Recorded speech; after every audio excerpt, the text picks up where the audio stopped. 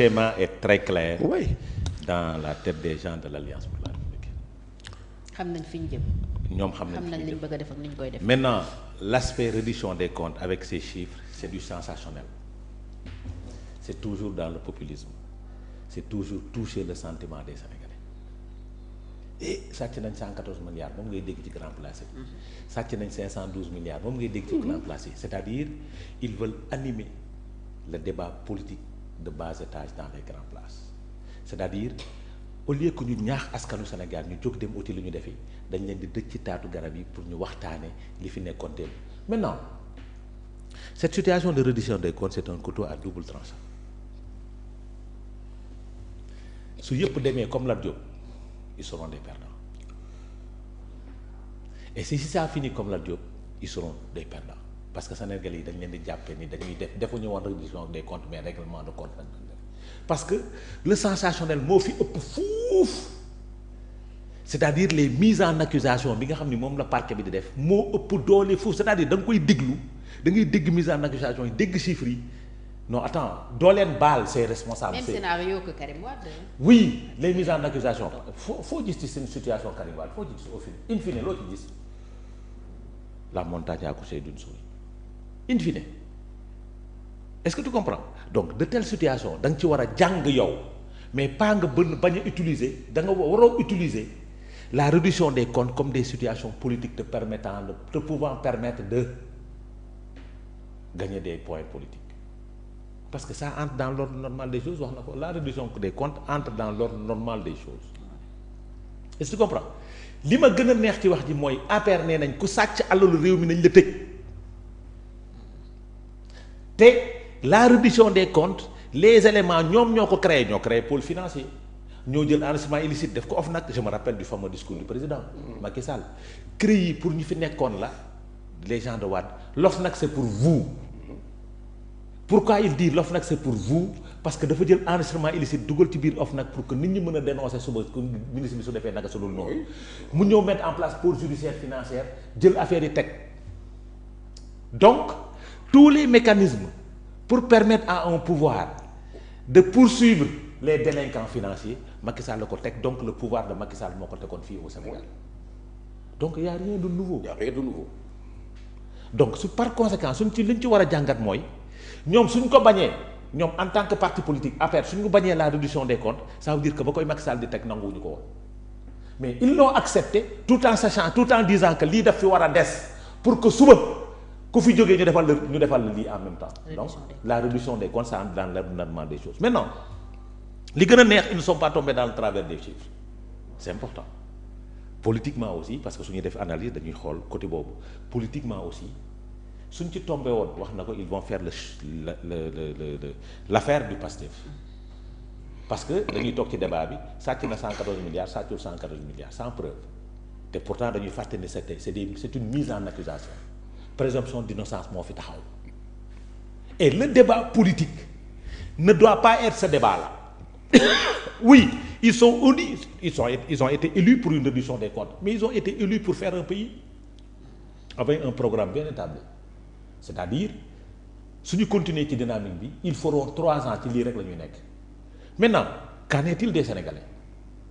qu'en est-il pour régler la question des Sénégalais pour régler la question de la tabaski biy ñëw fii di ñëw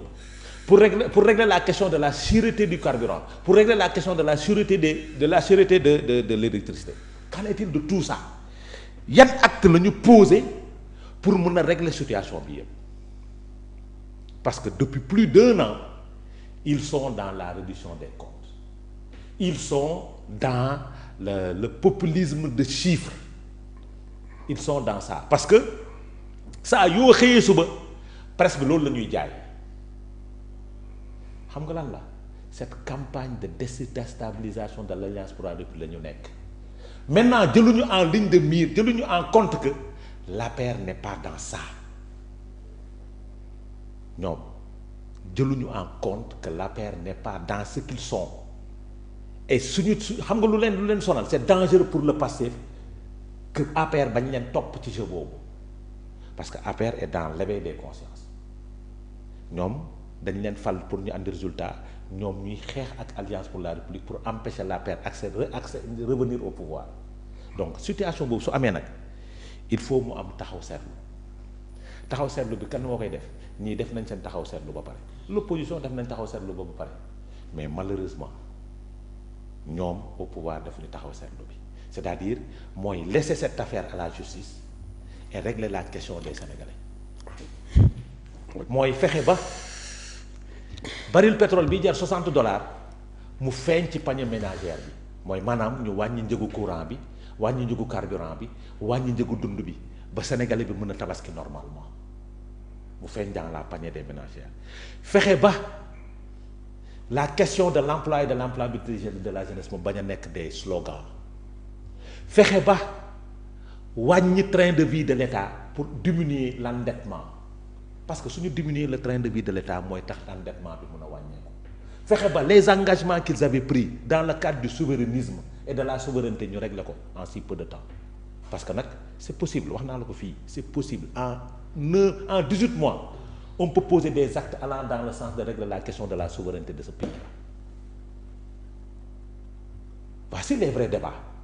Et je vois que l'APR veut entrer dans ce débat, veut aller dans ce débat-là. Nous sommes déjà dans ce débat. Ils sont déjà dans ce débat-là. Mais ce débat-là, pour le pouvoir, divertissement là. ñoom fi mu ne nii nag dañu nekk di xëccoo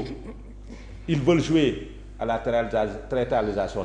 de la scène politique ñoom ils veulent poser le débat économique le débat bi nga xam ni moom moo intéressé le peuple sénégalais c'est-à-dire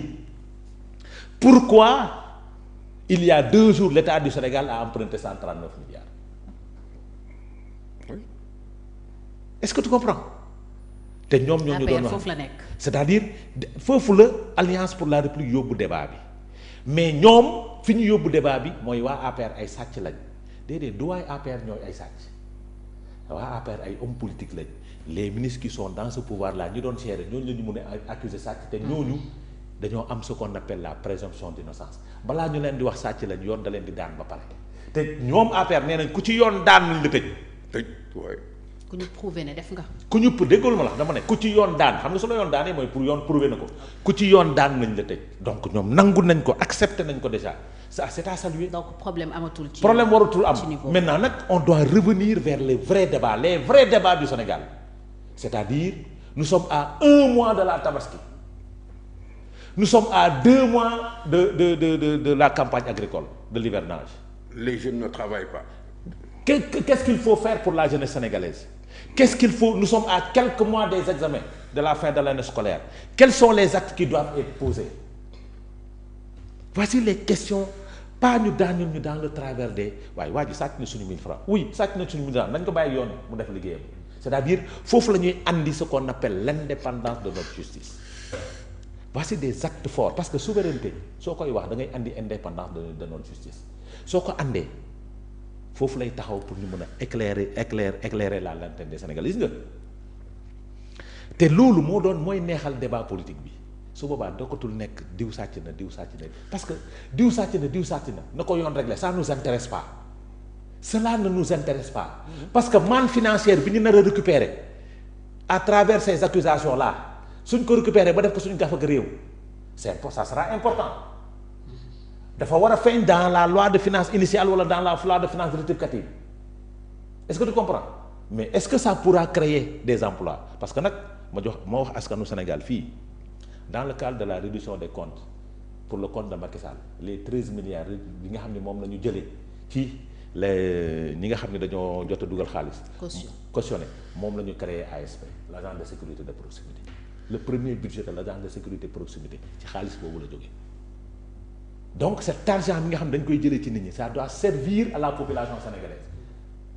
c'est loolu pour mu mën a am il faut mu leer maintenant c'est vrai débat là nag kan mooy aider population boo am ci la presse mais quelle presse parce que nag on a 2 sortes de presse dans ce pays là nga baal maax on a la presse partisane bi nga xam ni à longueur de journée dañuy tirer sur commissaire Keïta